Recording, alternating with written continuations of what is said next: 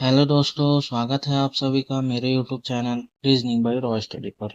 दोस्तों, मैं लेकर आ गया हूँ railway NTPC CBT 1 graduate level 2026 के रीजनिंग के सवाल।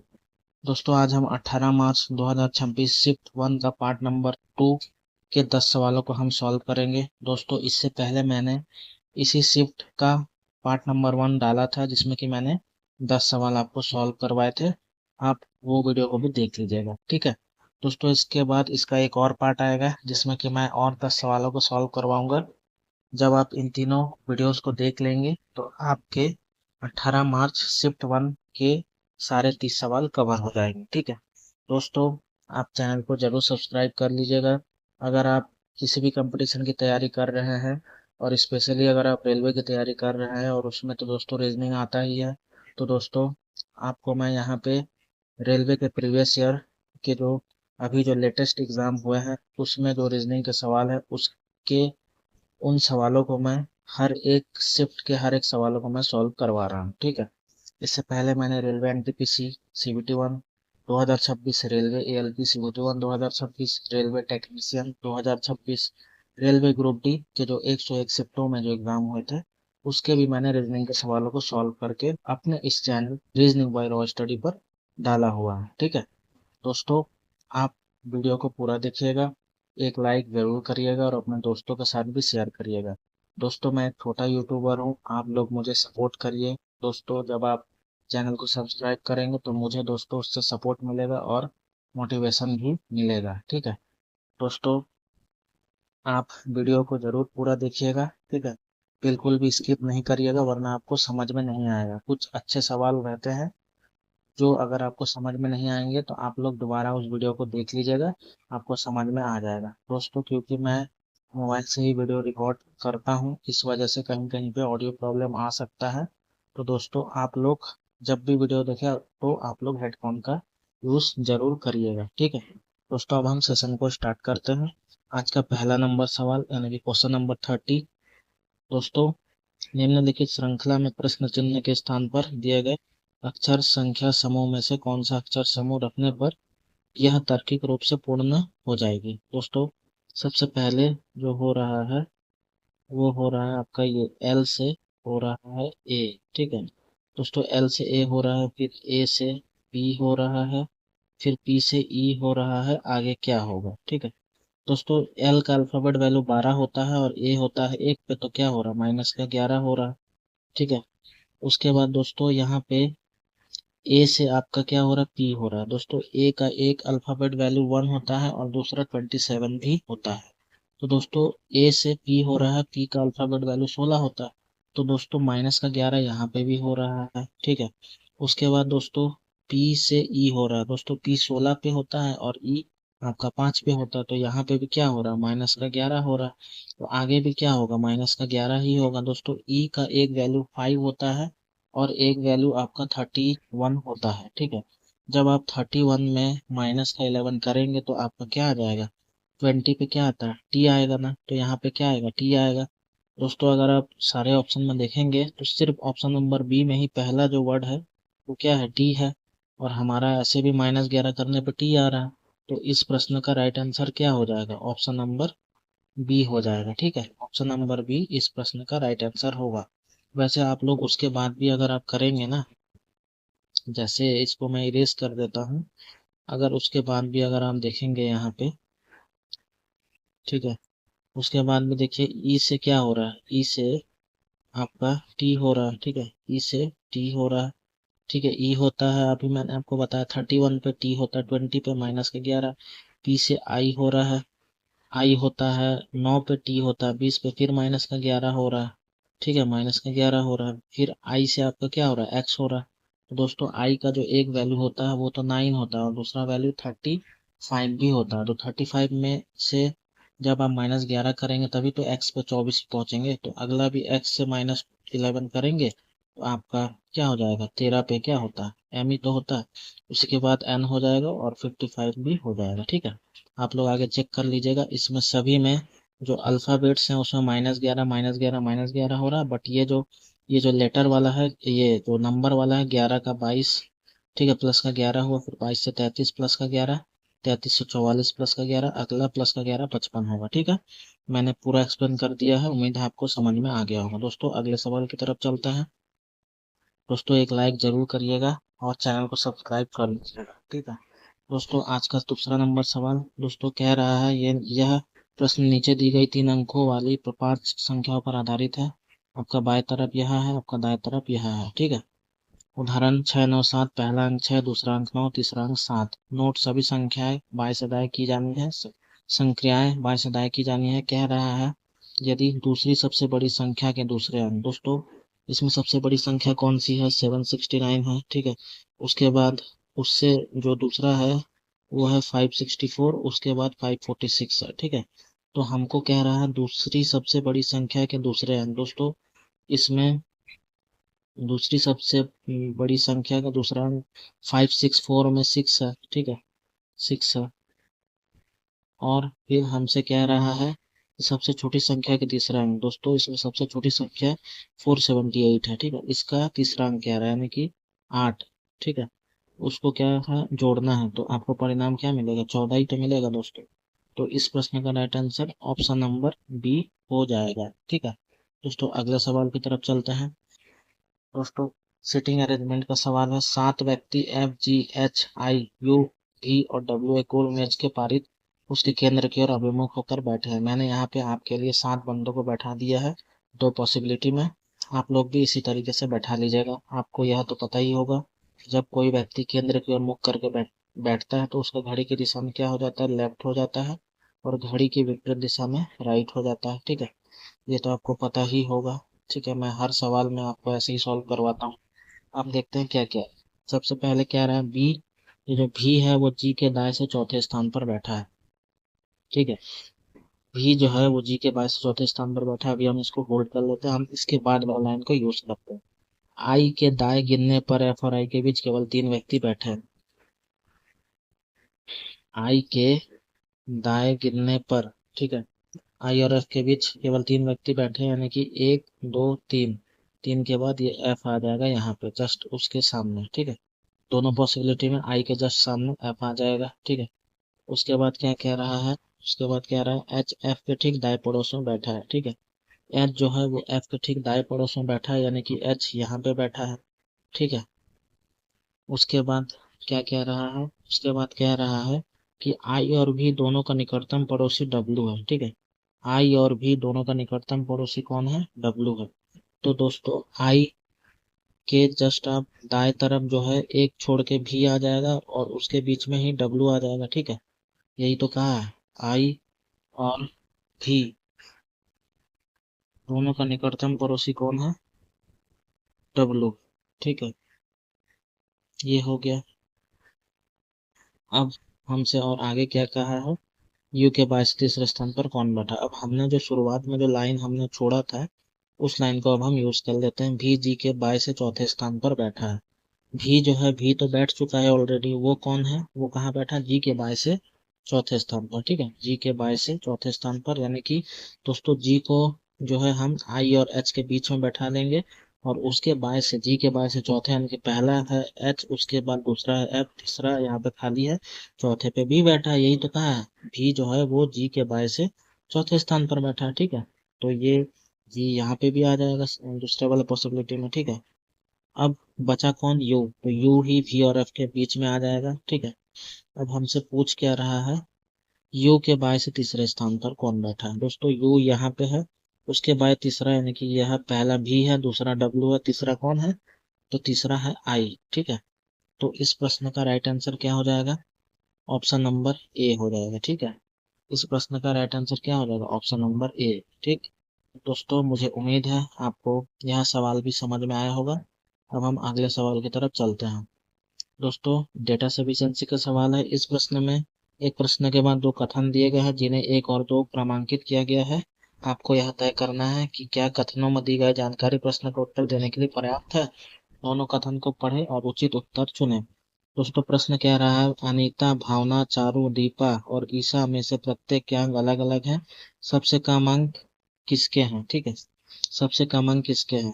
ठीक दोस्तों, पहला कथन कह रहा है भावना के अंक अनीता से अधिक है लेकिन चारू से कम है।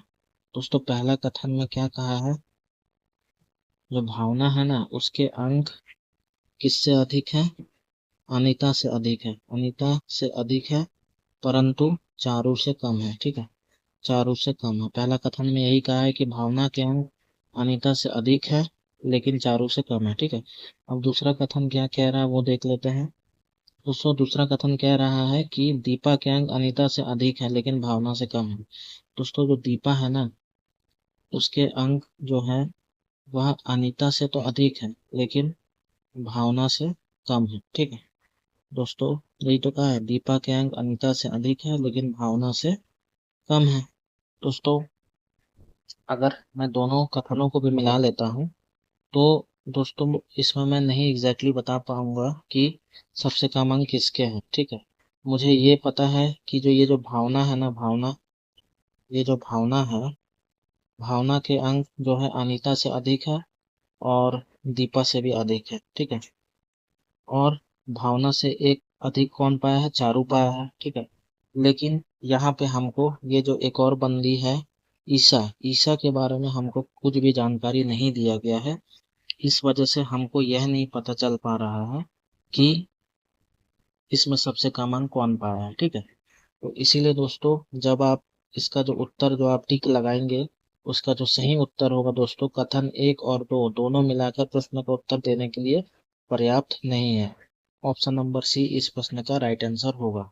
उम्मीद है मैंने आपको यह सवाल भी बहुत अच्छे से समझाया है, आपको जरूर समझ में आया होगा। अगर नहीं समझ में आया होगा तो आप लोग वीडियो को दोबारा देख लीजिएगा, आपको समझ में आ जाएगा। ठीक है, अब हम अगले सवाल की तरफ मूव करते हैं। दोस्तों आज के सेशन का 5वां नंबर सवाल, यह प्रश्न नीचे दी गई 5 3 अंकीय संख्याओं पर आधारित है। आपका बाएं तरफ यह है, आपका दाएं तरफ यह है। ठीक है दोस्तों, कह रहा है कि यदि सबसे बड़ी संख्या के तीसरे अंक, दोस्तों सबसे बड़ी संख्या इसमें कौन है, 412, 368, 457, 283, 396। 457 सबसे बड़ा है। सबसे बड़ी संख्या के तीसरा अंक 457 का तीसरा अंक 7 है। उसके बाद सबसे छोटी संख्या के दूसरे अंक, ठीक है, सबसे छोटी संख्या के दूसरे अंक, सबसे छोटी संख्या कौन सा है इसमें, 283, 396, 368, 412। 283 सबसे छोटा है। ठीक है, सबसे छोटी संख्या के दूसरे अंक, सबसे छोटी संख्या 283 है, उसका दूसरा अंक क्या है, 8 है। और जब फिर क्या बोल रहा है, दोनों को जोड़ दिया जाए तो परिणाम क्या होगा, 15 होगा। ठीक है, इस प्रश्न का राइट आंसर क्या हो जाएगा, ऑप्शन नंबर डी। ठीक है दोस्तों, अगले सवाल की तरफ चलते हैं। सीरीज का सवाल है, दी गई श्रृंखला में प्रश्न चिन्ह के स्थान पर क्या आना चाहिए। दोस्तों 23 से 24 हो रहा है, क्या हो रहा है, प्लस का 1 हो रहा है। उसके बाद 24 से 28 हो रहा है, प्लस का 4 हो रहा है। उसके बाद 28 से 37 हो रहा है, क्या हो रहा है, प्लस का 9 हो रहा है। फिर 37 से 53 हो रहा है, क्या हो रहा है, प्लस का 16 हो रहा है। दोस्तों आपको दिख ही रहा होगा ये एक का स्क्वायर है। ठीक है, ये क्या है, ये एक का स्क्वायर, ये दो का स्क्वायर, ये तीन का स्क्वायर और ये चार का स्क्वायर। तो अगला क्या होगा, प्लस का 25 होगा, 5 का स्क्वायर। ठीक है, तो 53 में जब आप प्लस का 25 जोड़ेंगे तो क्या मिलेगा, 78 ही तो मिलेगा दोस्तों। ठीक है, तो इस प्रश्न का राइट आंसर क्या हो जाएगा, ऑप्शन नंबर डी हो जाएगा। ठीक है, इस प्रश्न का जो राइट आंसर होगा वह क्या हो जाएगा, मैं इन सबको इरेज कर दे रहा हूँ। इस प्रश्न का राइट आंसर क्या हो जाएगा, 78, यानी कि ऑप्शन नंबर डी। ठीक है दोस्तों, अगले सवाल की तरफ चलते हैं। उस सेट का चयन कीजिए जिसमें संख्याएं उसी प्रकार से संबंधित है जिस प्रकार निम्नलिखित सेटों की संख्याएं संबंधित है। ठीक है, यहाँ पे दो सेट आपको दिए हैं, सेट एनालॉजी 60, 7, 8, 39, 3, 19, 28। आइए दोस्तों सॉल्व करते हैं। दोस्तों अगर आप 7 से 18 जाएंगे तो क्या हो रहा है, प्लस का 11 हो रहा है। दोस्तों 3 से 19 जाएंगे तो क्या प्लस का 11 हो रहा, नहीं हो रहा ना, प्लस का 16 हो रहा। तो ये तो नहीं बनेगा। ठीक है, ये नहीं बन रहा है। ठीक है दोस्तों, जब आप 7 और 18 को इन दोनों को जोड़ देंगे तो 25 आएगा, 25 में 14 जोड़ने पे 39 आएगा। सेम टू सेम 3 और 9, 3 और 19 को जोड़ेंगे 22 आ रहा है, उसमें 6 आपको जोड़ना पड़ रहा है तो 28 आएगा। तो ये भी पैटर्न नहीं बन रहा, दोनों में अलग अलग पैटर्न बैठ रहा है। ठीक है, अब हमको करना क्या पड़ेगा, देखिए दोस्तों, अगर आप एक चीज देखेंगे कि दोस्तों अब हम गुणा करते हैं। ठीक है दोस्तों, 7 से 7 और 18 का कुछ यूज करके हमको 39 लेके आना है, ठीक है। तो अब हम देखते हैं क्या ऐसा कुछ होगा दोस्तों। सात में एक बार गुणा करेंगे और 18 को जोड़ेंगे तो 18 और 7 25, 14 करने पे ये तो नहीं आ रहा। अब 7 में हम दुगना दो का गुणा करते हैं, 7 दूना 14, 14 और 18 कितना होता है दोस्तों, 7 दूना 14 होता है और 14 और 18 कितना होता है, 32 होता है। 32 से 39 करने में प्लस का 7 हमको करना पड़ रहा है। सेम टू सेम, जब आप 3 का 2 में गुणा करेंगे तो 6 आएगा, 6 और 19 को जोड़ेंगे तो 25 आएगा। 25 से 28 करने में आपको प्लस का 3 करना पड़ रहा है, यहाँ प्लस का 7 हो रहा है, तो ये भी पैटर्न जो है आपका बैठ नहीं रहा है, ठीक है। अब हम क्या करेंगे कि दोस्तों ये बेहतरीन सवाल है, ठीक है, दिमाग आपको लगाना पड़ेगा। एक लाइक जरूर करिएगा दोस्तों। दोस्तों अब हम 7 में 3 का गुणा करते हैं, ठीक है, 7 में 3 का गुणा करते हैं और फिर हम क्या करेंगे, 18 को जोड़ देंगे, ठीक है। 7 तिरिक 21 होता है, 21 और 18 को जब आप जोड़ेंगे तो आपका 39 आ रहा है, ठीक है। सेम टू सेम इसमें कीजिए दोस्तों, 3 गुणा 3 करेंगे, 3 गुणा 3 करेंगे और फिर उसमें 19 को जोड़ेंगे। 3 गुणा 3 9 होता है, 9 प्लस 19 कितना होता है, 28 ही तो होता है दोस्तों, ठीक है। तो कहीं ना कहीं हमको एक पैटर्न यहाँ पे मिल रहा है। अगर मैं यहाँ पे एक पैटर्न बना के देखूं तो कहीं ना कहीं यह पैटर्न यहाँ पे बन रहा है। जैसे मान लीजिए कि ए है, एक मिनट, मान लीजिए कि ए बी और सी है, ठीक है।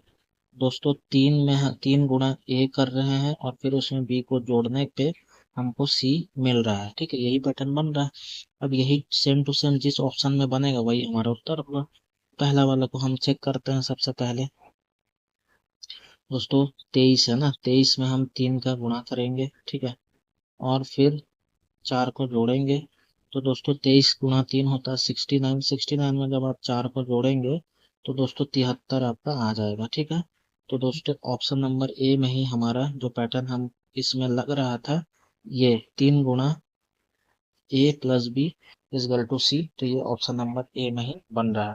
दोस्तों ये एक जबरदस्त सवाल था, एक लाइक जरूर करिएगा, ठीक है। दोस्तों अगले सवाल की तरफ चलते हैं। उम्मीद है आपको यह सवाल भी समझ में आ गया होगा। दोस्तों ये है कथन निष्कर्ष का सवाल। कथन कह रहा है कोई भी हाथी घोड़ा नहीं है, ठीक है, कोई भी जो हाथी है वह घोड़ा नहीं है, ठीक है, घोड़ा नहीं है, ठीक, कोई भी हाथी घोड़ा नहीं है। उसके बाद क्या कह रहा है, कोई भी घोड़ा गधा नहीं है, कोई भी घोड़ा क्या है, गधा नहीं है, ठीक है, कोई भी घोड़ा गधा नहीं है, ठीक। और क्या कह रहा है उसके बाद, कोई भी घोड़ा कछुआ नहीं है, कोई भी घोड़ा कछुआ नहीं है, ठीक। कछुआ, कछुआ को मैंने क से लिखा है, हाथी को हाँ से, ये क्या है, घोड़ा को ये घ है और ये गधा है, ठीक है, कछुआ को क से लिखा है। ये हमारा डायग्राम बन चुका है कथन से। अब देखते हैं निष्कर्ष क्या क्या पूछ रहा है। पहला निष्कर्ष पूछ रहा है कोई भी हाथी गधा नहीं है। दोस्तों हाथी यहाँ पे है और गधा यहाँ पे है। हाथी और गधा के बारे में हमें कहीं पे भी कथन में नहीं कहा गया है, तो हम इसको क्या करेंगे, इसको हम गलत कर देंगे क्योंकि ये डाउटफुल है, ठीक है। उसके बाद क्या कह रहा है दूसरा, कुछ कछुए गधे हैं। दोस्तों कछुआ आपका यहाँ पे है और आपका गधा, गधा यहाँ पे है। कछुआ गधा के बारे में हमें कथन में कहीं पे भी कुछ बताया ही नहीं गया है, तो हम उसका रिलेशन डिफाइन नहीं कर सकते, ठीक है। तो इस वजह से आपका जो दूसरा है वो भी गलत हो जाएगा। तो कुल मिला के इसका जो होगा उत्तर ऑप्शन नंबर बी हो जाएगा, ठीक है, ना तो निष्कर्ष एक और ना ही दूसरा अनुसरण करता है, ठीक है। दोस्तों अगले सवाल की तरफ चलते हैं। आज के सेशन का 9वां नंबर सवाल, कोडेड ब्लड रिलेशन का सवाल। दोस्तों ए प्लस बी का अर्थ है ए बी का पिता, ए माइनस बी का अर्थ है ए बी की पत्नी है, ए इंटू बी का अर्थ है ए बी की बहन है और ए डिवाइड बी का अर्थ है ए बी की माता है। उपरोक्त के आधार पर यदि R minus P plus S into N divide F है तो आर का एफ से क्या संबंध। आइए दोस्तों सॉल्व करते हैं। सबसे पहले आर माइनस पी है, तो माइनस का अर्थ क्या है, ए बी की पत्नी है। दोस्तों आर जो है वह दंपत्ति है, यानी कि हस्बैंड वाइफ है। आर पी की पत्नी है, यानी कि आर का पति पी है, पी की पत्नी आर है, ठीक है। उसके बाद क्या कह रहा है, पी प्लस, दोस्तों ए प्लस बी का अर्थ ए बी का पिता है। दोस्तों पी जो है वो पिता है किसका, एस का, ठीक है। उसके बाद क्या कह रहा है इंटू एन। दोस्तों इंटू का क्या ए बी की बहन है, दोस्तों एस जो है वह बहन है किसकी, एन की। उसके बाद क्या कह रहा है, divide F, N divide F. दोस्तों डिवाइड का क्या, ए बी की माता है, दोस्तों एन जो है वह माता है किसकी, एफ की, ठीक है। तो आर और पी के दो बच्चे दोनों ही बेटियां हैं, एस और एन, ठीक है। एस और एन आपस में बहनें हैं, और एन का ही बच्चा है एफ, ठीक है। अब हमसे पूछा क्या है, हमसे पूछा है आर का एफ से क्या संबंध। दोस्तों आर का संबंध पूछ रहा है एफ से, ठीक है।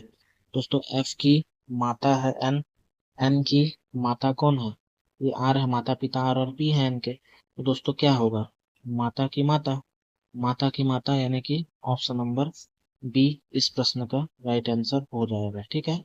दोस्तों अगले सवाल की तरफ चलते हैं। आज के सेशन का 10वां नंबर सवाल, दी गई श्रृंखला में प्रश्न चिन्ह के स्थान पर क्या आना चाहिए। दोस्तों 91 से 93 हो रहा है, ठीक है, प्लस का 2 हो रहा है। दोस्तों 93 से 96 हो रहा है, प्लस का 3 हो रहा है। दोस्तों 96 से 101 हो रहा है, प्लस का 5 हो रहा है। और 101 से 108 हो रहा है, प्लस का 7 हो रहा है, ठीक है। आपको यह दिख रहा होगा, ये क्या है, अभाज्य संख्या का सीरीज है। प्लस दो एक अभाज्य संख्या का है, अभाज्य संख्या, +3 अभाज्य संख्या है, 5 भी अभाज्य संख्या, 7 भी अभाज्य संख्या। तो अगला इसके बाद क्या होता है, अभाज्य संख्या प्लस का 11 ही तो होता है। दोस्तों जब आप 108 में प्लस का 11 करेंगे तो क्या मिलेगा, 119 मिलेगा, ठीक है। तो इस प्रश्न का right answer option number C हो जाएगा, ठीक है। दोस्तों मुझे उम्मीद है आपको सारे इस शिफ्ट के 10 सवाल जो मैंने इस पार्ट में करवाए हैं आपको जरूर समझ में आए होंगे, ऐसा मुझे उम्मीद है। अगर कोई भी सवाल नहीं समझ में आया होगा आप लोग वीडियो को दोबारा देख लीजिएगा, आपको समझ में आ जाएगा। दोस्तों अगर कोई भी प्रॉब्लम हो आप लोग नीचे कमेंट में मेंशन कर दीजिएगा, ठीक है। एक लाइक जरूर करिएगा और चैनल को सब्सक्राइब बिल्कुल कर लीजिएगा। दोस्तों मैं यहाँ पे रेगुलरली रीजनिंग के वीडियोस ला रहा हूँ जो कि आपके लिए बहुत ही बेनिफिशियल होंगे, ठीक है। दोस्तों अगर आप आरआरबी एनटीपीसी यूजी दे रहे हैं तो उसके लिए भी आप यहाँ पे जरूर आए, आपको मैं यहाँ पे बढ़िया बढ़िया ट्रिक्स बता रहा हूँ। अगर कोई जीरो से भी स्टार्ट कर रहा है तो उसके लिए भी मेरे वीडियोस बहुत ही बेनिफिशियल होंगे। दोस्तों मिलेंगे इसका पार्ट 3 लेकर, जिसमें कि मैं और 10 सवालों को करवाऊंगा। जय हिंद, जय भारत।